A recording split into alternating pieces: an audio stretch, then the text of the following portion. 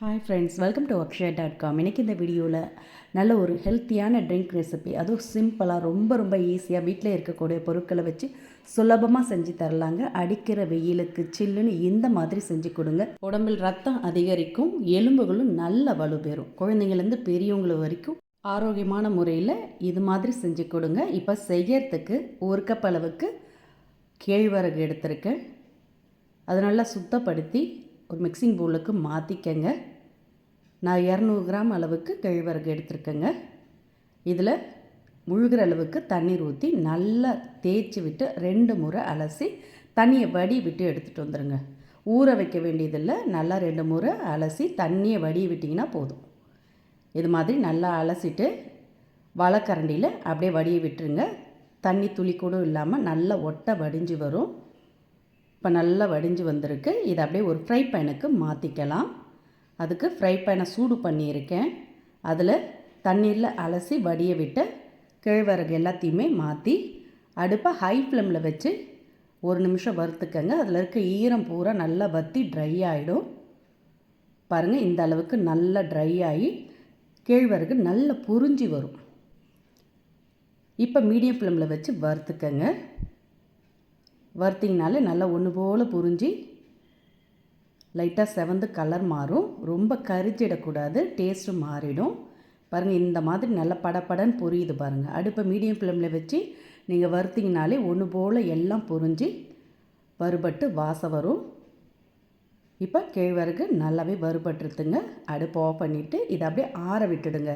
இது நல்லா ஆறட்டும். ஆறின பிறகு இது எல்லாத்தையுமே மிக்ஸர் ஜாருக்கு மாற்றிக்கலாம்.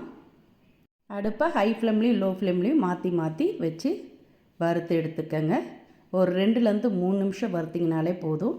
நல்லா பொரிஞ்சு வறுபட்டிருக்கும். இது அப்படியே ஆறட்டும். இப்போ நல்லா ஆறிடுத்துங்க. இதை அப்படியே மிக்ஸர் ஜாருக்கு மாற்றிக்கங்க. எல்லாத்தையுமே அப்படியே மிக்ஸர் ஜாருக்கு மாற்றிக்கங்க. பெரிய ஜாரில் மாற்றிக்கங்க. மற்ற பொருட்களையும் சேர்த்து அரைக்க ஈஸியாக இருக்கும். இப்போ கேழ்வரகு எல்லாத்தையும் சேர்த்துட்டு இதோட 4 ஏலக்காய் சேர்த்து நல்லா அரைச்சி எடுத்துகிட்டு வந்துடுங்க. இந்த அளவுக்கு ஏலக்காய் கேழ்வரகு நல்லா அரைப்பட்ட பிறகு இதோட 10லேருந்து 15 பாதாம் வெதுவெதுப்பான தண்ணீரில் ஒரு அரை மணி நேரம் ஊற வச்சு வச்சுருந்தேங்க.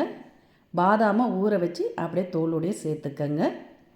ஊறின பாதாம் தான் சேர்க்கணும். கூடவே 2 டேபிள் ஸ்பூன் அளவுக்கு துருவன ஃப்ரெஷ்ஷான தேங்காய், 1/2 கப் அளவுக்கு நாட்டு சர்க்கரை. 1 கப் கேழ்வரகு எடுத்தோம், அதே கப்பில் 1/2 கப் அளவுக்கு நாட்டு சர்க்கரையை சேர்த்துட்டு இப்போ இதோட 2 கப் அளவுக்கு தண்ணீர் ஊற்றி நல்லா ஒரு ஓட்டி எடுத்துகிட்டு வந்துடுங்க. ஊற வச்ச பாதாம் சேர்த்துருக்கும். நல்லா அரைப்பட்டு அந்த பாதாமோட பாலும் நல்லா பிரிஞ்சு வந்திருக்கும். இப்போ பாருங்கள், நல்லா அரைப்பட்டு வந்திருக்கு. இதை அப்படியே வடிகட்டி நம்ம எடுத்துக்கலாம். அதுக்கு மிக்சிங் பவுல் எடுத்துக்கங்க. அது மேலே இது மாதிரி வடிகட்டி இருந்ததுன்னா வச்சுக்கோங்க. அது மேலே காட்டன் துணி இருந்ததுன்னா இது மாதிரி விரித்து போட்டுக்கோங்க. நம்மளுக்கு பிழிஞ்சு எடுக்கிறதுக்கு ஈஸியாக இருக்கும். அப்போ தான் வண்டல் பூரா அடியில் வராமல் இருக்கும். இது மாதிரி காட்டன் துணியில் நல்லா கரண்டியால் ப்ரெஸ் பண்ணி பிழிஞ்சு எடுத்துக்கங்க. பிழிஞ்சு எடுத்து இதை அப்படியே திரும்ப மிக்ஸர் ஜாரில் மாற்றி 2 கப் அளவுக்கு தண்ணீர் ஊற்றி திரும்பவும் அரைச்சி எடுத்து வடிகட்டி சேர்த்துக்கங்க. நான் மொத்தமாக இதில் 3 தாட்டி அரைச்சி ஊற்றி வடிகட்டி எடுத்திருக்கேன். பாருங்கள், இப்போ கடைசியாக நான் வடிகட்டி இருக்கேன். நல்லா அந்த துணியிலேருந்து நல்லா பிழிஞ்சு விடுங்க. கேழ்வரகுலேருந்து நல்லா பால் பிரிஞ்சு வந்திருக்கும். நம்ம இதோட பாதாமும் ஊற வச்சு அரைச்சி சேர்த்துருக்கோம். அதுலேருந்தும் நல்லா பால்லாம் பிரிஞ்சு கொஞ்சம் திக்கான பதத்துலேயே வந்திருக்குங்க. இப்போ பாருங்கள், நல்லா பிழிஞ்சு எடுத்த பிறகு அந்த வண்டலை வேஸ்ட் பண்ண வேண்டியதில்லை. தண்ணியில் கலந்து இதை செடிகளுக்கு ஊற்றிடுங்க. வேஸ்ட் பண்ணிடாதீங்க. இப்போ அதை அப்படியே வண்டலை எடுத்து தனியாக தண்ணியில் கலந்துக்கலாம். இப்போ பாருங்கள், நம்ம வடிகட்டி எடுத்ததில் இந்த அளவுக்கு திக்காக ராகி பால் வந்திருக்கு. இதோட கொஞ்சமாக உப்பு சேர்த்துக்கங்க. கொஞ்சம் இனிப்பு சுவை கம்மியாக இருக்கிறதுனால ஒரு 2 டேபிள் ஸ்பூன் அளவுக்கு எக்ஸ்ட்ரா நாட்டு சர்க்கரை சேர்த்து கலந்துக்கங்க. கலந்துட்டு இதை அப்படியே ஃப்ரிட்ஜில் மூடி வச்சுடுங்க. ஒரு 2 மணி நேரம் நல்லா கூலிங் ஆகட்டும். கூலிங்காக குடிச்சிங்கன்னா தான் நல்லா சூப்பராக அருமையாக இருக்கும். அப்படியே ஒரு 2 மணி நேரம் ஃப்ரிட்ஜில் வச்சு எடுத்துகிட்டு வந்த பிறகு வச்சுருக்கேன். நல்லா சில்லுன்னு கூலிங் ஆகிடுதுங்க. இப்போ இதை அப்படியே நீங்கள் டம்ளரில் ஊற்றி குடிக்கலாம். இது கூட நான் சப்ஜா விதையை தண்ணியில் ஒரு 10 நிமிஷம் ஊற வச்சுருந்தேங்க. நல்லா ஊறி இருக்குது. இதை நீங்கள் இந்த ட்ரிங்க்கில் கலந்தும் அப்படியே பரிமாறலாம். சாப்பிட நல்லாயிருக்கும்.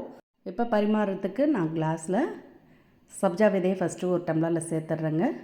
இன்னொரு டம்ளரில் பாதாம் பொடியாக கட் பண்ணதை சேர்த்துட்டு இப்போ நல்லா சில்லுன்னு இந்த ட்ரிங்க்கை ஊற்றி இது மேலே கொஞ்சம் பாதாம் ஐஸ் கட்டிகளை போட்டு கொடுத்தீங்கன்னா சூப்பராக அருமையான நல்ல ஒரு ஹெல்த்தியான சத்தும் சுவையும் கலந்த ட்ரிங்க் ரெடி. சம்மருக்கு இது மாதிரி சில்லுன்னு ஈஸியாக செஞ்சு கொடுங்க. இந்த ரெசிபி பிடிச்சிருந்தால் வீடியோக்கு ஒரு லைக் கொடுங்க. மறக்காமல் நம்ம சேனலையும் சப்ஸ்கிரைப் பண்ணி வச்சுக்கோங்க. நன்றி, வணக்கம்.